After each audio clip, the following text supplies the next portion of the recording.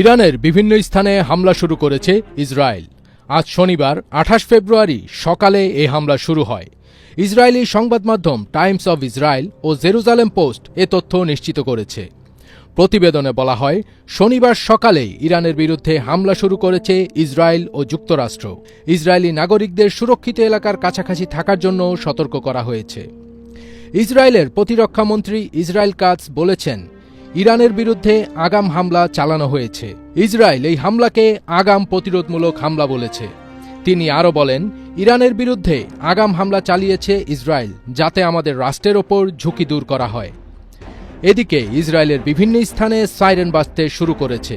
Israeli প্রতিরক্ষা বাহিনী সাধারণ মানুষকে বোমা আশ্রয়কেন্দ্রের কাছাকাছি থাকার জন্য সতর্ক করেছেন।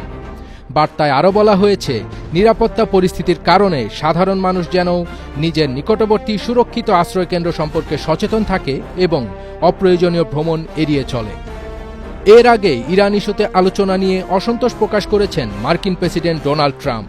স্থানীয় সময় শুক্রবার হোয়াইট হাউসে তিনি বলেছেন, জেনেভায় তৃতীয় দফা আলোচনা শেষে ইরানের পরমাণু আলোচনা তাদের আচরণে তিনি সন্তুষ্ট নন। তার পরপরই এই হামলা শুরু হলো।